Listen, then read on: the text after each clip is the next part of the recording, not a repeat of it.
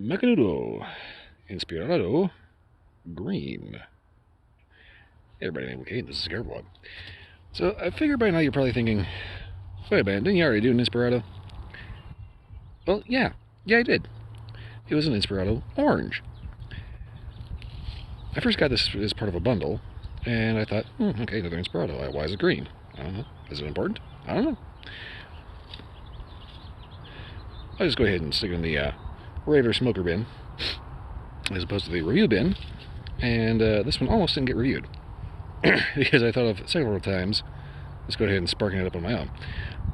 The thing is, that green label bothered me, so I went ahead and looked it up, and as it turns out, yeah, there's like a half dozen Macanudo Inspirados. Thank you, Macanudo, for making that abundantly clear. Oh, anyway, there's about a half dozen different Macanudos. They're all color-coded for some reason. The website that they have for them is, I want to say, a little on the pretentious side, and doesn't really tell you anything actually about the cigar, other than, oh yeah, they're prepared to be embraced in the world of new flavors, or some kind of marketing spiel. So, seeing as how we got zero information from the actual website, we're just going to go ahead and get this trimmed, provided I can actually keep a good grip on my cutter.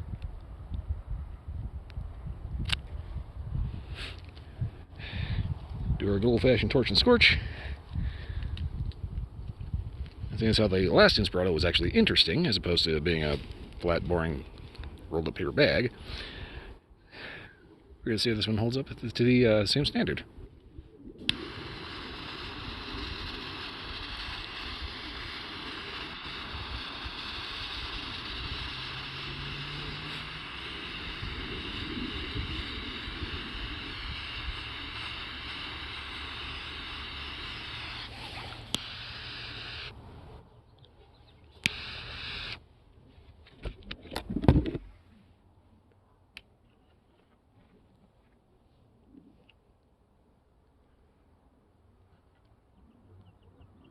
Okay, straight away. I'm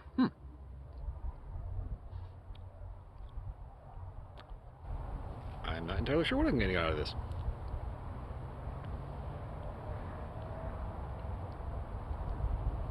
Clean tobacco. I want to say a touch of sweet. If there's any spice, it's very baking spice. Something kind of bready. Well, anyway, interesting start.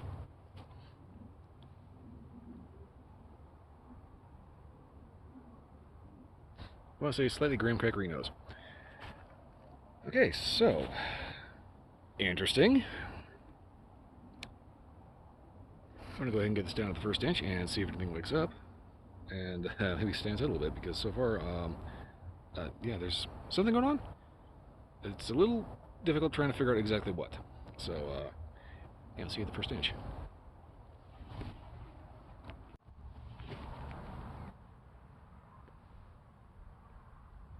Well, about an inch in. And so far, this is striking me as a very, very nose-friendly cigar. Meaning, I think most of your flavors are going to be in your nose, through the retrohale, as opposed to necessarily in the mouth, where it's kind of supposed to be. I guess it kind of depends on what they're actually going for. There's actually a couple of brands out there that are more retrohale friendly than basic puff. I had to go through a little Rolodex in my head of like, what are the actual terms that we're supposed to be using here? You know?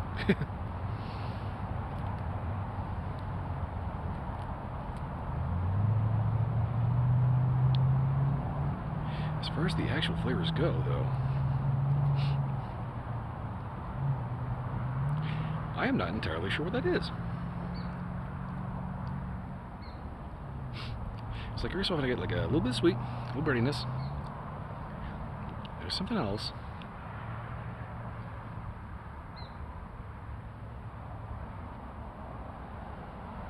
I kind of almost want to say like a cardamom kind of thing.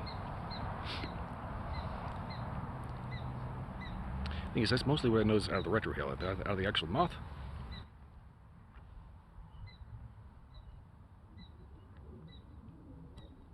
Not a whole lot, really.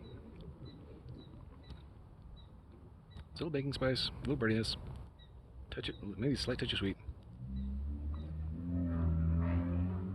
Not really anything that really stands out, like kind of grabs you. It's kind of weird. Most of the actual flavor notes you get are in the nose. Well, anyway, I'm going to get this down to the halfway point and see if anything kind of starts to stand out a little bit more. It's not that there's not flavor there, it's just that it is there, and it's just kind of nondescript.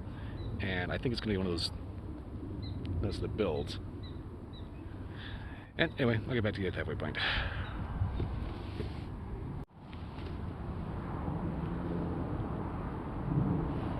Okay, so we're about the halfway point. Pretty much the same thing as last time, you know. Flavors are kind of building, I think. The overall mouth flavor really isn't anything too impressive. The nose, on the other hand, is very much a sweet spice.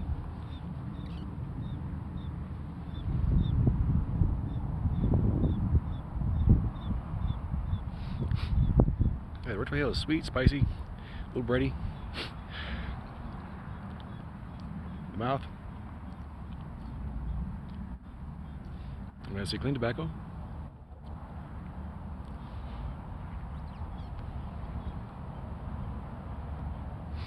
Yeah, clean tobacco, a little earthy.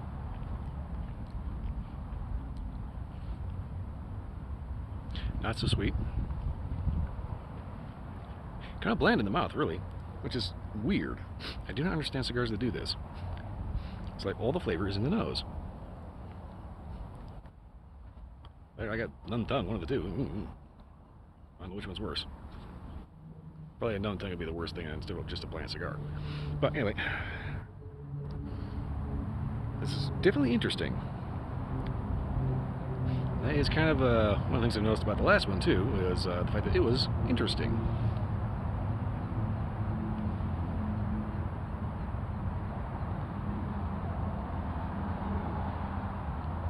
Yeah, I'm not getting a whole lot of flavor in the mouth. Weird.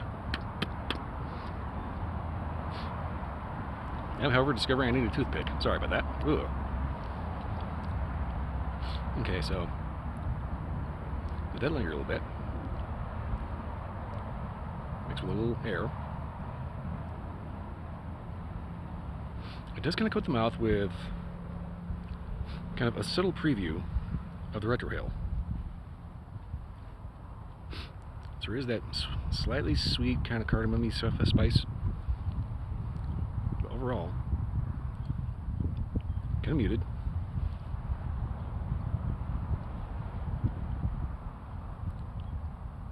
Yeah, very subtle baking spice, very subtle sweet.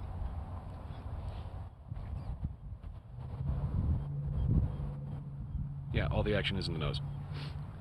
Weird. But not the first cigar that's done that, and probably not going to be the last either. So anyway, I'm going to get this down to the nub and see if anything changes, wakes up, or if maybe it's trying to shift back to the mouth where it's supposed to be.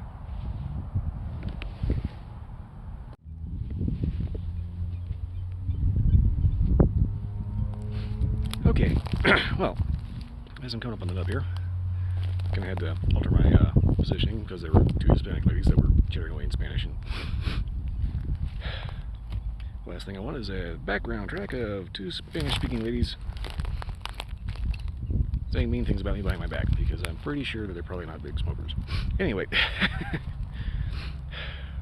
overall impression of this is kind of an odd one, but in a good way. I will say that you have to retrohale this one. The actual flavor in the mouth kind of really isn't there to, there's not really enough to actually stand out and be, you know, its own thing. The retrohale is where most of the action is. When you combine both of them, we'll pass through the nose and blowing out the mouth puff. Weirdly enough, they actually combine, and you get a far more enjoyable, more nuanced overall experience. Kind of getting down to the nub where everything just turns into hot tobacco. So, but yeah, it's like, you know, the overarching flavor profile is slight breadiness, clean tobacco, a little earthy, sweet spice. I want to say kind of like almost like a cardamom kind of hit. Every so often you get a little bit like almost like a vanilla thing. Every so often you get almost like a fruitiness.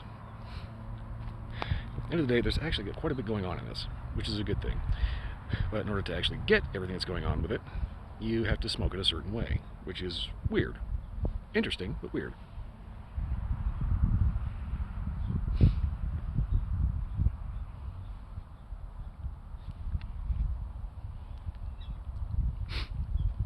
Yeah, once you start getting down in the nub, it starts getting into the just hot tobacco and weirdly meaty kind of territory.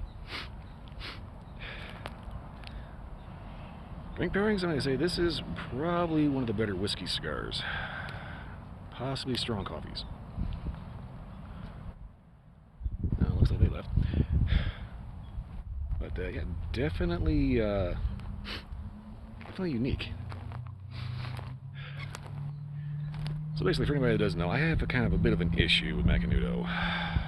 Basically, the initial exposure I had to Macanudos were horribly bland, to the point of my first impression off of a, what was it, Macanudo Gold? First thing that hit me was brown paper bag. That fortunately is not this. But the very first Macanudo I had was these little cigarillos that I got, and they just had no flavor at all. So, kind of put a little bit of a bad taste in my mouth, as it were. Not trying to put puns in it, but just kind of left a bad impression overall. Not to mention the fact that Macanudo is kind of known for being one of the quintessential old man cigars, you know? It's subtle, like real subtle, to the point where it's basically just there to puff on while you're having a conversation, you know? And it's expensive enough to make you feel like you're, you know, some kind of upper crust without being too pretentious. But these Inspirados have been proving to be definitely interesting.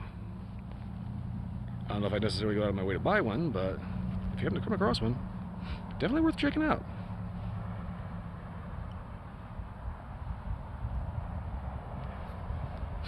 I'm gonna have to keep puffing on this because this is getting to the point where it's not really in relight territory.